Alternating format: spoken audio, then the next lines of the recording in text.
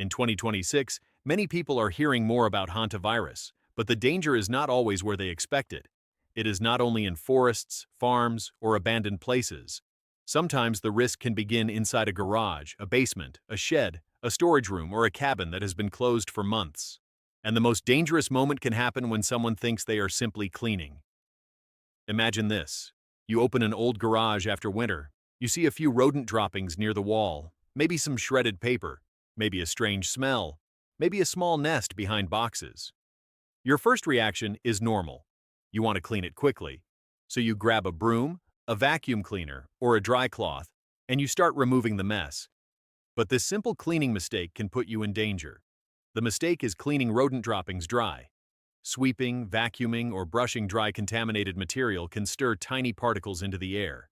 If those particles come from infected rodents, they may contain hantavirus. You may not see them, you may not smell them, but once they are floating in the air, they can be breathed into the lungs. That is what makes hantavirus so concerning. The danger is often invisible. You may think the area is just dusty, dirty, or unpleasant. But if rodents have been there, their urine, droppings, saliva, or nesting materials can contaminate surfaces. When these materials dry out, disturbing them can create a risk. Before we continue, I want to ask you something. Have you ever cleaned a basement, garage, or storage room where you saw signs of mice or rats? Type yes in the comments if you have, or no if you have not.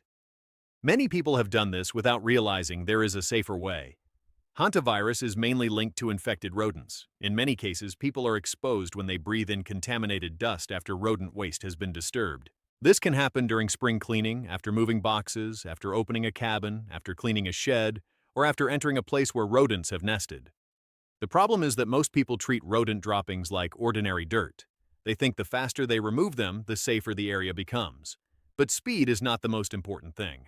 The most important thing is not letting contaminated dust rise into the air. Using a vacuum cleaner may seem clean and modern, but it can be risky in this situation. A vacuum can pull contaminated particles from the floor and push tiny particles into the air. Sweeping can do the same thing. Even a dry cloth can disturb dust around droppings and nesting materials. This does not mean you should panic every time you see a mouse dropping. It means you should slow down and clean correctly. The safest idea is simple. Do not clean rodent waste dry. Do not sweep it dry. Do not vacuum it dry. Do not shake dusty materials. Do not move contaminated objects aggressively. The safer approach begins with ventilation. If possible, open doors and windows and allow fresh air to enter the space before cleaning. Leave the area and let the air circulate. This helps reduce the concentration of any particles that may already be in the air. Then, protect yourself. Wear rubber or plastic gloves. Avoid touching your face while cleaning.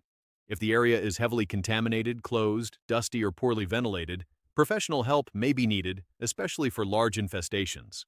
Seniors, people with lung disease, heart disease, or weakened immunity should be especially careful. The key step is wet cleaning. Rodent droppings in contaminated areas should be sprayed with disinfectant or a bleach solution until they are very wet. The goal is to keep the material from becoming airborne. Let the disinfectant sit long enough to work, then wipe the area carefully with disposable paper towels. After that, dispose of the waste safely in a sealed trash bag.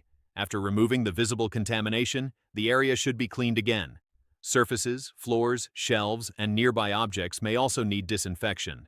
When finished, wash gloved hands first. Remove the gloves carefully, then wash bare hands with soap and water. But cleaning is only one part of prevention. The bigger question is why rodents entered the space in the first place. If you clean the droppings but leave food, holes, gaps, or clutter, the rodents may return. Rodent control begins with sealing entry points. Small openings around doors, pipes, vents, walls, and foundations can allow mice to enter. Food should be stored in sealed containers. Pet food should not be left open. Garbage should be closed tightly. Clutter should be reduced because rodents love hiding places. This is especially important in garages and basements. Boxes, old furniture, paper, fabric, and stored food can create perfect nesting areas. A clean, organized space is less attractive to rodents and easier to inspect. Now let us talk about symptoms. Hantavirus infection may not appear immediately after exposure. Symptoms can develop days or weeks later, which makes it harder to connect the illness to the cleaning event. At first, it may feel like the flu. Fever, chills, headache, muscle aches, fatigue, dizziness, nausea, vomiting, diarrhea, or stomach pain can appear. This is why exposure history matters. If you develop flu-like symptoms after cleaning rodent droppings, entering a dusty cabin, or working in a rodent-infested area, tell a healthcare professional. Do not simply say, "I think I have the flu." Mention the possible rodent exposure clearly. The most serious warning sign is breathing difficulty.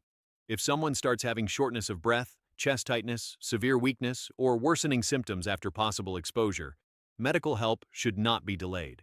Hantavirus can become serious, and early medical evaluation is important. Many people make the mistake of waiting because they feel embarrassed or think they are overreacting. But health professionals need details to make the right decisions. Saying, "I cleaned mouse droppings in a garage a week ago," can be very important information. The message of this video is not to create fear. The message is awareness. Hantavirus is uncommon, but it can be serious. And one simple habit can reduce risk: never sweep or vacuum dry rodent droppings. So the next time you open an old basement, garage, shed, attic, cabin, or storage room, look carefully before you start cleaning. If you see droppings, nesting materials, or signs of rodents, stop. Do not rush. Ventilate. Wear gloves. Wet the area with disinfectant. Wipe carefully. Dispose safely. Wash your hands. Then take steps to keep rodents out. A clean home should protect your health, not put it at risk. Sometimes the danger is not the dirt itself, but the way we disturb it. In 2026, as more people become aware of hantavirus, remember this simple rule. When rodents are involved, dry cleaning is the mistake. Wet cleaning, careful prevention, and early attention to symptoms can make all the difference. This video is for educational purposes only and does not replace medical advice. If you feel sick after possible rodent exposure, especially if you develop breathing problems, contact a healthcare professional or seek urgent care. Your safety may depend on recognizing the warning signs early.